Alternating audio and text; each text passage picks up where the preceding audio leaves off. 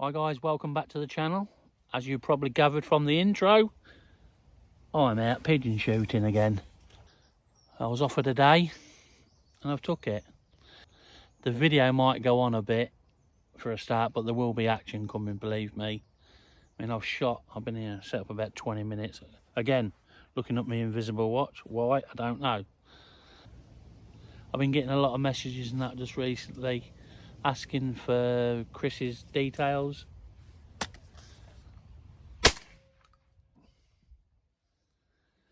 Yeah, sorry. At the moment, he's fully booked up for a long time. He has a lot of Lithuanians clients come over, and a lot of Dutch clients, a lot of English clients as well, and me. I keep pestering him. So yeah, anyway, hope you enjoyed the video. Smash that like button. Thanks for watching. Can we just explain to them the situation? So, because I think they can see it's only just been drilled, but it was a field of peas that had been bypassed, hadn't it? There's a pea field that got bypassed, and because of the weather and what have you, it got left and left. And there's a lot of peas when they come with the viners, the combines. There's a lot of peas that left on top because the weather had flattened them.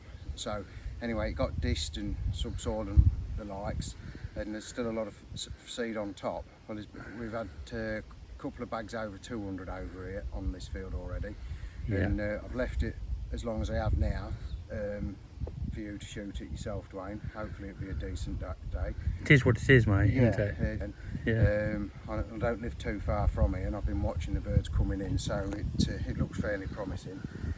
And again, the other reason I want to get them shot is we've got a cabbage field just over there, and the pigeons are actually flitting onto the cabbage, and the farmers asked me to shoot the pigeons to keep them off the cabbage plants, you see. And we're not allowed to shoot over the crop because of pellets dropping in the crop. So because it goes into the food chain, doesn't it? It goes into the food chain, and then there's all hell to play. But yeah, so the idea is to thin them out as best we can on this crop. Reduce the numbers in the areas and that, mate, innit? Yeah. As usual. And that's it basically. Mr. Foster, the farmer that gives us the permission and that, thumbs up to him. Yeah, thank you very much. Good of him. Now, in the distance there, look, I don't know whether we can see that. Look at them piling in over there, look. What I'll do later, when I take my truck up there, that's why I wanted you to bring yours along today. Yeah. Is I'll park my truck up there and I'll flag that end up. Yeah.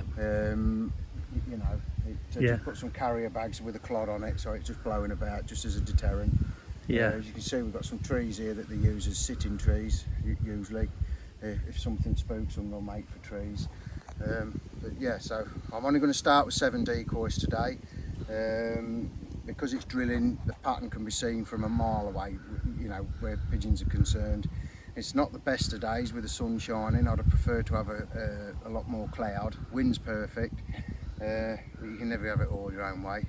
But I'm going to try a magnet today for a start. I'm a bit sceptical as it'll work, because when you've got your dead birds on and it's spinning, you've got shadows.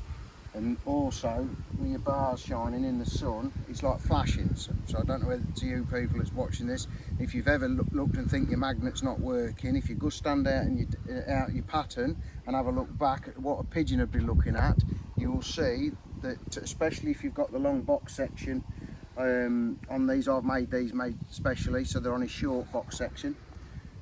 Mostly they're on long box section and extend.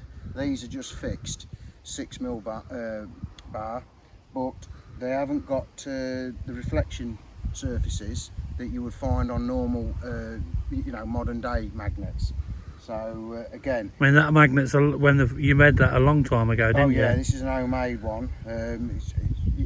It's phenomenal, and like I say, a lot of people that's come, they've wanted to buy it off me and borrow it, and I have lent it out a couple of times and it comes back broken, so you end up fixing it. So policy now, if I'm not with them, they don't use it. So simple as. Like I say again, as they're coming in, they'll see it flashing, and that's what I spoke on. They think, oh, they must be seeing something, they must be wrong, and it's the pattern. It's not. it's this, it's a movement that they can see, and as it's going around and it catches the sun at different lights, it'll be flashing. It's nearly like shining a torch at them when you've got a bright sunny day. So, but as you've experienced on the last video, Dwayne, I said to you, as soon as that sun goes in, what was it like? Yeah, Birds brilliant. Straight in. As soon as it come bright sunshine, there was flaring out. So it could be, we'll try it for a start, because as I said, the birds haven't been shot for a while. You know, they are starting to flock up a fair bit now, so when they're coming in bigger flocks, there's more eyes looking at what they're coming into. So you know, hence why we could do with you want a wind to break them big bunches up, but we can't always get it that way. Right, mate, we'll let you get that set up. So yeah, I'll put a couple of birds on here and we'll try it, and then like I say, I've only got 7 decoys to start me off.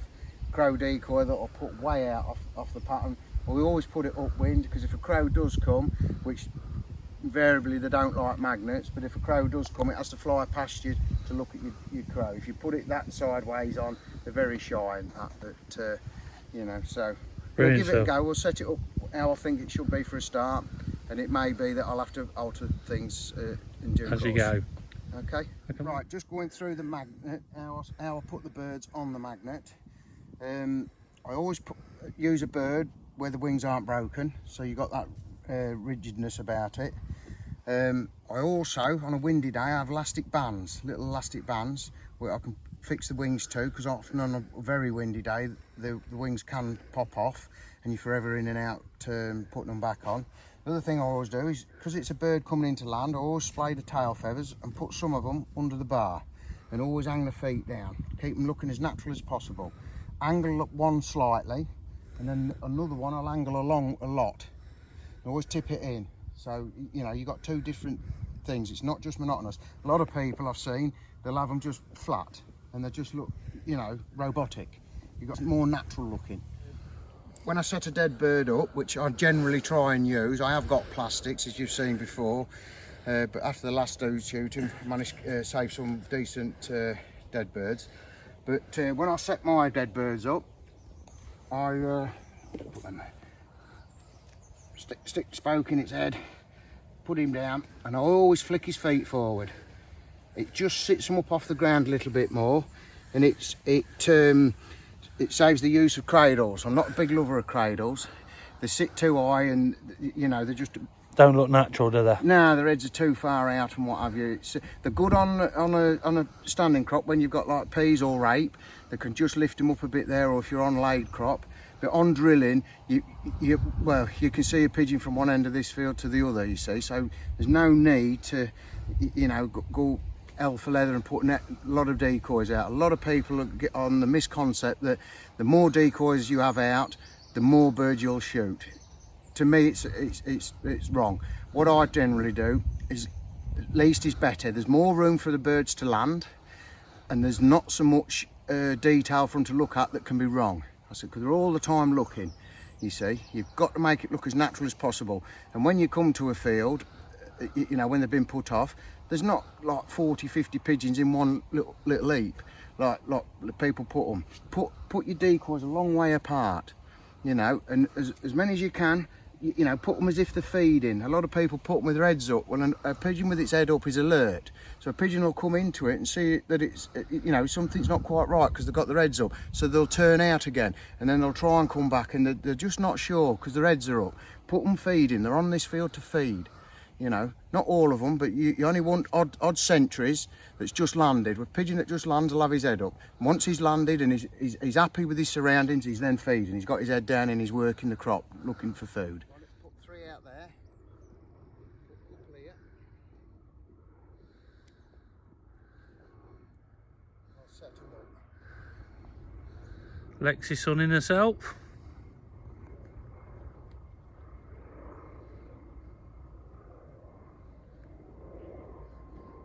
Again, when I set a dead bird up, the white bit on the neck's always stretched out. You know, whether, you know, they can see that white. I reckon it's ultraviolet and what have you. Well, that's where it all is in there. So they see that, and with the sun shining as today, as you can see, that's stretched right out. That looks like a bird feeding. His legs out there, look, you can see his leg. You see, you've got to make it look as natural as possible. That's the hide, all natural.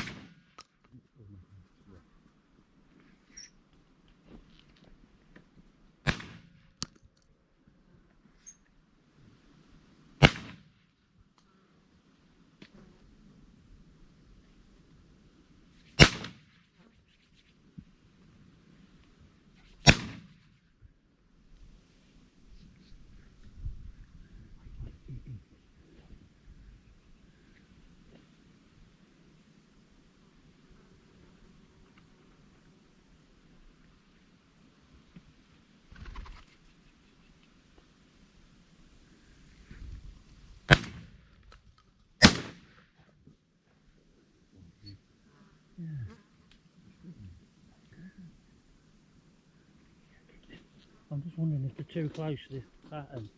Yeah.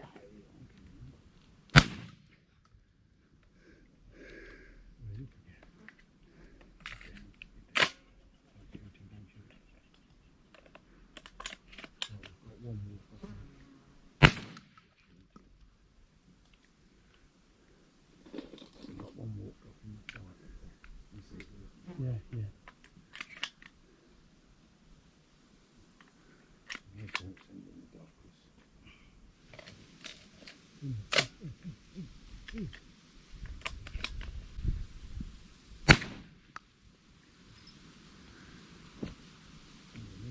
And again. You didn't need one. You need one.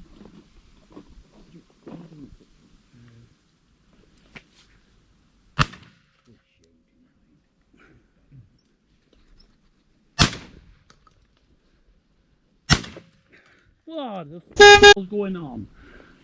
Fucking poking, ain't I? Say.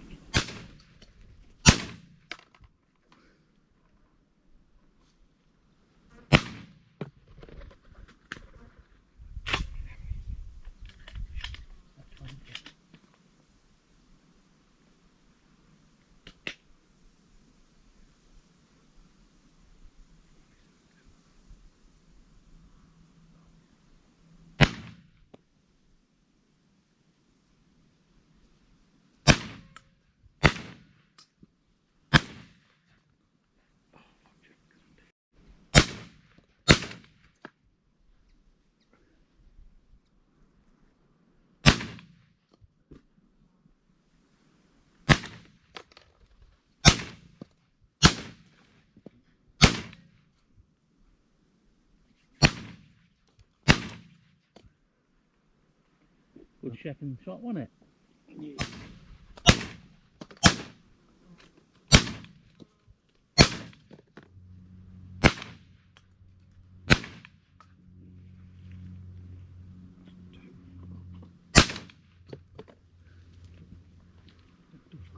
How did I pull that off?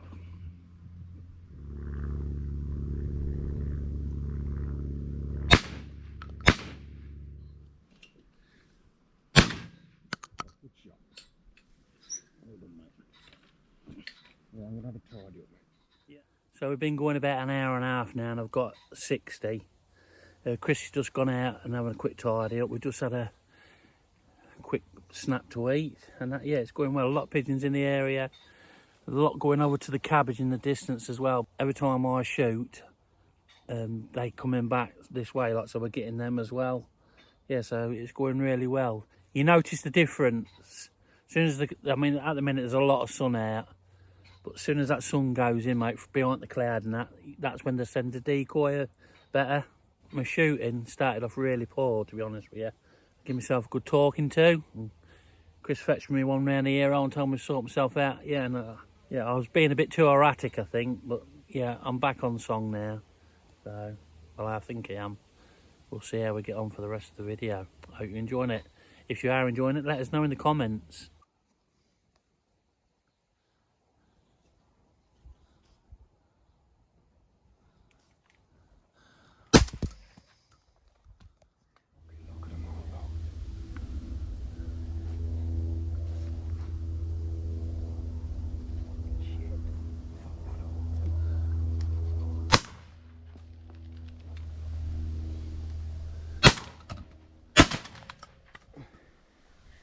How many is that?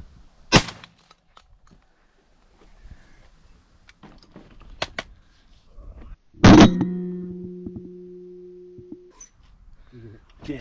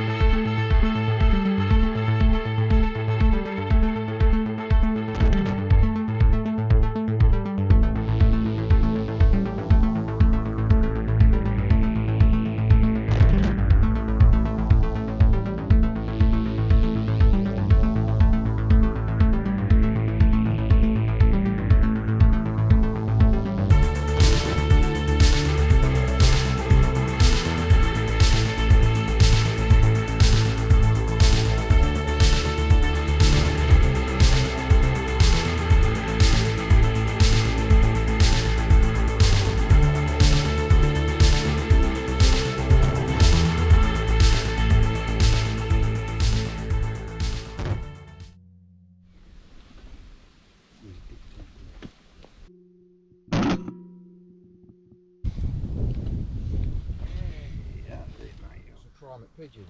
Well, I'm the fucking pellets just flying out the end of the barrel.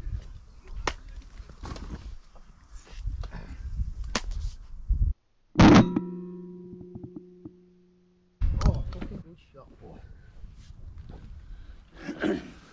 So Chris is just having another tidy up because they stopped decoying. I've shot a foo and there's a foo belly up. I have. So Chris is out there having a tidy up, bless him. And also I'm going about 2 hours, 2.5 hours. See that? 86. So yeah, decoying lovely in stages, especially when that sun goes in. They're coming in lovely, but when the sun comes out from the clouds, yeah, it's not so good.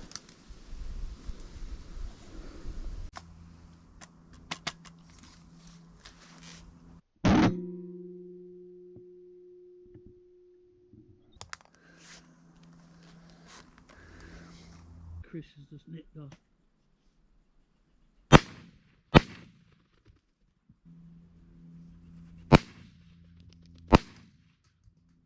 Ours is in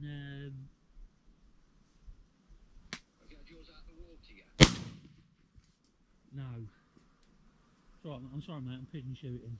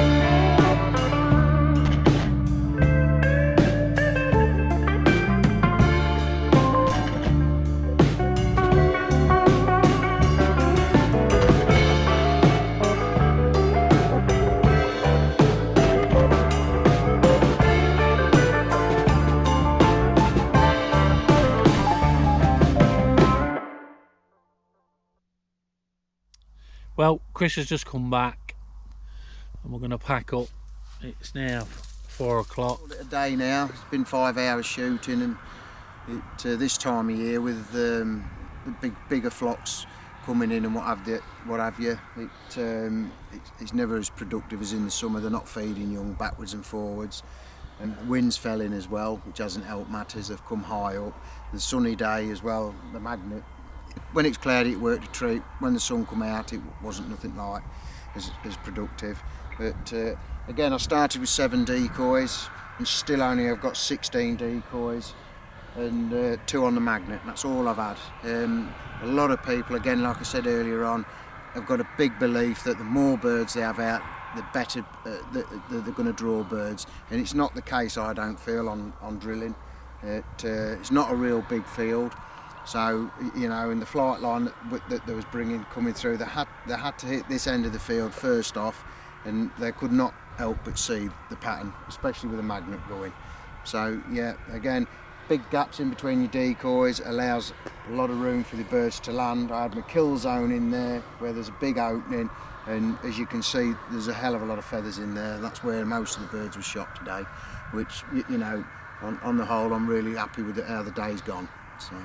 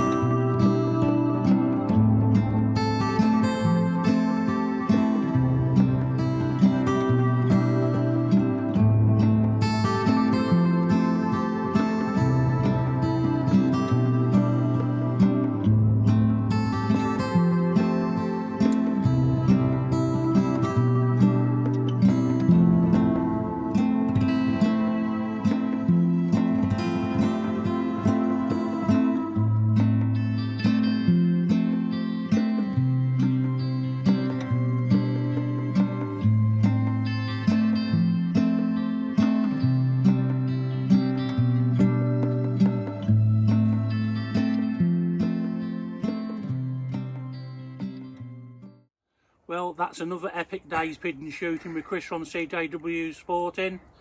I've picked 131, we clicked 131, so to me that's a great day. I hope you enjoyed the video, so thanks for watching, stay safe and hope to see you all soon. Bye for now. Just when you think it's all over and you got...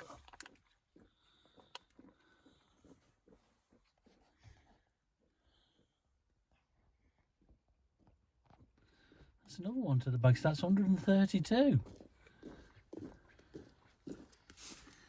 Puts the kill to cartridge ratio up a bit more, mate, doesn't it? Yeah.